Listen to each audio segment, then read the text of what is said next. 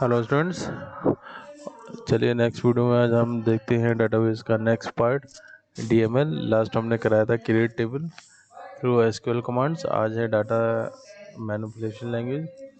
तो data manipulation language क्या होता है? It is language that enable user to access and manipulate data in a database. Manipulation का मतलब होता है कि आप यूजर्स डाटाबेस के अंदर एक्सेस कर सकता है और उसमें किसी भी तरह की कोई भी चेंजेस कर सकता है। The goal is provide efficient human interaction with the system. Main goal क्या है कि उसको प्रोवाइड कराना है एफिशिएंट ह्यूमन इंटरेक्शन। किससे? सिस्टम से। ठीक है, जितना ज़्यादा यूजर्स सिस्टम के साथ इंटरेक्ट करेगा उतनी ज़्यादा डाटाबेस के बारे में उसको नॉलेज होगी। डाटा मैनिपुलेशन के लिए कुछ कमांड्स हैं जिन कमांड्स की हेल्प से आप मैनिपुलेट कर सकते हो, चेंजेस कर सकते हो। जैसे retrieve all information from the database. Retrieval का मतलब हो गया कि आप किसी पर्टिकुलर इन्फॉर्मेशन को देखना है। अब इतना बड़ा डाटाबेस है, इतनी बड़ी टेबल है, अब उसमें से आप चाहते हो कि किसी पर्टिकुलर डाटाबेस को, किसी पर्टिकुलर टॉपिक को आपको देखना है, तो आप कैसे देखेंगे? तो उसको देखने के लिए आपको क्या करना पड़ेगा कि हम सेलेक्ट स्टेटमेंट का यूज करेंगे और सिर्फ वो ही देखेगा। सपोज करो आप, फॉर एग्जांपल मैं आपको बताता हूँ कि आपके पास 100 स्टूडेंट्स का डाटा है, एक ही डाटाबेस आपने बना रखा है। अब उसमें चाहते हो कि किसी एक बच्चे का नाम राम है, आपको सिर्फ राम की ही इंफॉर्मेशन चाहिए, बाकी किसी की नहीं चाहिए, लेकिन जो बाकी की इंफॉर्मेशन है वो वहाँ पे सेव रहे। तो हम क्या करेंगे, एक सेलेक्ट स्टेटमेंट का यूज करेंगे क्वेरी के थ्रू, जिसमें सिर्फ वही इंफॉर्मेशन आप देख सकते हैं जिस इंफॉर्मेशन की आपको रिक्वायर्ड है या जिस इंफॉर्मेशन को आप देखना चाहते हो। जैसा कि आप सीबीएसई के रिजल्ट में देखते हैं, सीबीएसई के रिजल्ट में क्या होता है, आपके सीबीएसई के रिजल्ट में क्लास 10 के लाखों स्टूडेंट्स बैठते हैं। अब आप सबका रिजल्ट तो नहीं दे सकते, तो क्या है सीबीएसई ने कि एक पर्टिकुलर फील्ड्स डिफाइन कर दें कि इस पर्टिकुलर फील्ड्स को आप मेंशन करो और आप अपना रिजल्ट देख सकते हैं। ठीक है। नेक्स्ट है insert of new information into database. Database के अंदर न्यू इन्फॉर्मेशन आपको इंसर्ट करनी है, तो उसके लिए स्टेटमेंट आप इंसर्ट स्टेटमेंट का यूज कर सकते हैं। डाटाबेस से आपको किसी इन्फॉर्मेशन को अगर डिलीट करना है तो आप डिलीट स्टेटमेंट का यूज कर सकते हैं। कभी कभार हो जाता है कि आपको डाटाबेस के अंदर कुछ इन्फॉर्मेशन ऐसी हैं जो गलती से एंटर हो गई है और आप चाहते हो कि उसको मुझे चेंज करना है, मॉडिफाई करना है। तो मॉडिफिकेशन के लिए स्टेटमेंट है update.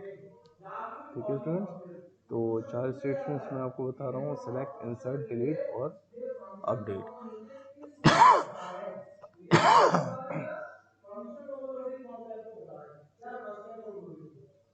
A Carol language is a part of DML involving information retrieval only. The terms DML and query language are often used of synonymously. A popular data manipulation language is structured query language. This is used to retrieve and manipulate data in a relational database. Other forms of DML are those used by IMS DLI। इसके अलावा है कोडासियल, इसको कहते हैं CODASYL। Database का use करते हैं जैसे कि IDBMS है और others.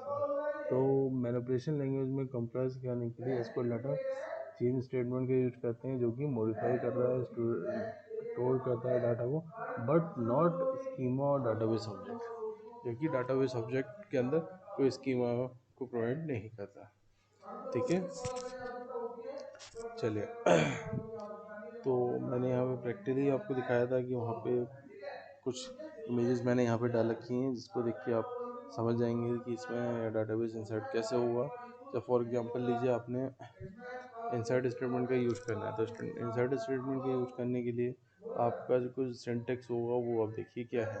Insert statement is use to add one or more records to a database. The general syntax of the insert statement is shown below.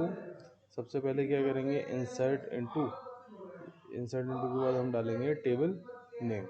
ठीक है, टेबल नेम आप मेंशन करेंगे जो भी आप टेबल नेम में। आप ध्यान रखिए कि केस सेंसिटिव है। जो टेबल नेम आपने ऊपर ले रखा है उसी टेबल नेम को आप नीचे लिखेंगे एज इट इज़। अगर आपने स्टूडेंट नाम से टेबल बनाई है और आपने कैपिटल लेटर में एस लिखा है तो आप कैपिटल लेटर में ही एस का यूज करेंगे, स्मॉल लेटर्स का यूज नहीं कर सकते। एज इट इज़ नेम लिखना है। ठीक है, तो इंसर्ट इनटू के बाद कमांड होगी टेबल नेम।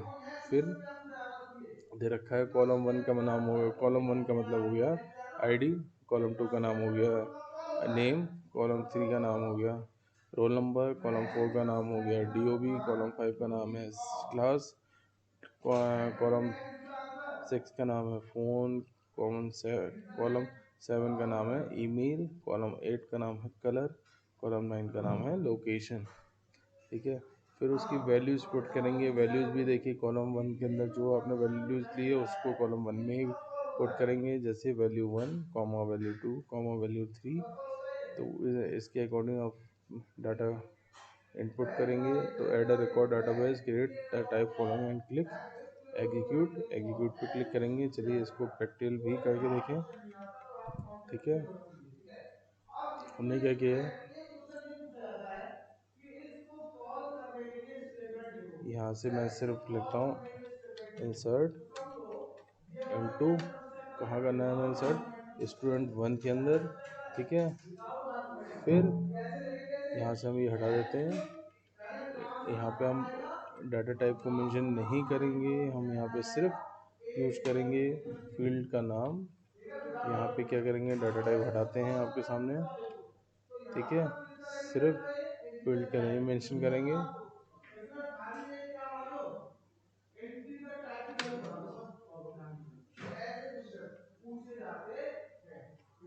ठीक है, यहाँ से हम हटाते हैं वेरिएबल कैरेक्टर्स की।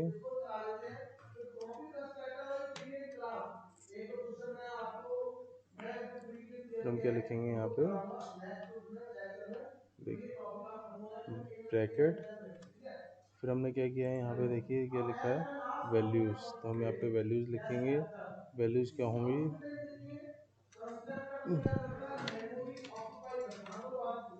वैल्यूज़ के बाद हम इसमें इसकी वैल्यूज़ पुट करते हैं। तो स्टूडेंट आईडी में हमने दे दिया 1 कॉमा, स्टूडेंट नेम हो गया राज,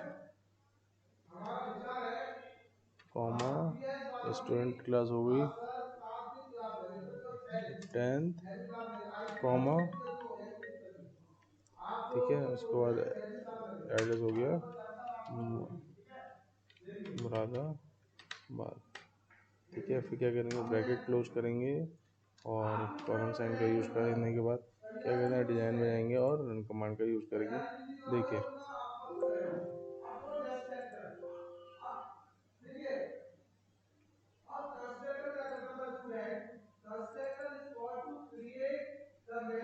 डाटा वैल्यूज़ के अंदर हमने किस में पुट किया है, यहाँ देखेंगे हमने स्टूडेंट 1 में हमने पुट करना है। तो देखिए ऐसे स्टेटमेंट का यूज़ करेंगे यहाँ पे। ठीक है, और आपकी वैल्यूज़ डाटाबेस के अंदर पुट हो जाएगी। ठीक है,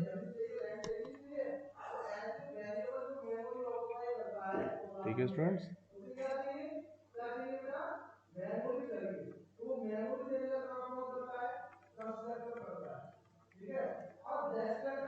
चलिए आगे बढ़ते हैं। नेक्स्ट है हमारा डिलीट स्टेटमेंट। डिलीट स्टेटमेंट में क्या होगा, देखिए हमें क्या करना है, डिलीट करनी है एक बार स्टेटमेंट को। तो उसके लिए स्टेटमेंट का हम यूज़ करेंगे। डिलीट स्टेटमेंट का यूज़ होता है it is use to remove one or more records in a database. एक या एक से ज़्यादा रिकॉर्ड को हम डाटाबेस के अंदर से रिमूव करते हैं। तो इसके लिए जो स्टेटमेंट है वो क्या है, डिलीट फ्रॉम टेबल नेम आपको मेंशन करना है, कौन सा टेबल नेम है और क्या कंडीशन है। ठीक है, जैसे सपोज कि आपसे पूछा जाता है कि डिलीट टेबल नेम से आपको आईडी डिलीट करनी है 8 को, तो हम क्या करेंगे, यहाँ से क्या स्टेटमेंट होगा, डिलीट फ्रॉम का मतलब वो कहाँ से, फ्रॉम टेबल नेम आपको यहाँ मेंशन करना है। टेबल नेम मेंशन करेंगे, उसके बाद आप लिखेंगे वेयर जिसकी आईडी 8 है, ठीक है। तो रोल नंबर 8 को ये वहाँ से क्या करेगा, रिमूव कर देगा। ये स्टेटमेंट ध्यान से रख के सुनिएगा, देखिएगा। इसमें डिलीट फ्रॉम स्टेटमेंट होगा, सबसे पहले लिखेंगे डिलीट फ्रॉम, फिर उसके बाद आएगा टेबल नेम, फिर कंडीशन आएगी जहाँ से आपको, जिसको आपको वहाँ रिमूव करना है उसकी आईडी आप यहाँ मेंशन करेंगे। तो आप क्या करो, where ID is equal to 8। Notice करेंगे आप रोल नंबर 8 आपके डाटाबेस से डिलीट हो गया है, ठीक है। चलिए आगे बढ़ते हैं। डिलीट स्टेटमेंट का यूज हो गया है। हमने आपको क्या बताया कि इंसर्ट डाटा और डिलीट डाटा, ठीक है। तो आज के लिए है इतना, फिर हम नेक्स्ट वीडियो में आपको ये दिखाएंगे नेक्स्ट टॉपिक, जिसमें हम नेक्स्ट 2 कमांड्स का यूज करेंगे, जिसमें हम करेंगे सेलेक्ट और अपडेट स्टेटमेंट, जिसका यूज आप इन स्टेटमेंट का यूज टेबल्स के अंदर आप कैसे करोगे, कैसे इसको अप्लाई करते हो, उसको पे हम देखेंगे। फिलहाल आज के लिए आपको ये वीडियो, उम्मीद है इस टॉपिक आपको समझ में आया होगा। इनके साथ कोई दिक्कत हो तो हम मुझसे ज़रूर कांटेक्ट करें। मेरा कांटेक्ट नंबर है 8958025533, यही मेरा व्हाट्सएप नंबर है। और एक ग्रुप बना रखा है स्टूडेंट्स का, उसमें आप जरूर दे सकते हैं कि इन वीडियो में कोई प्रॉब्लम हो तो आप मुझसे ज़रूर कांटेक्ट करें। Thank you.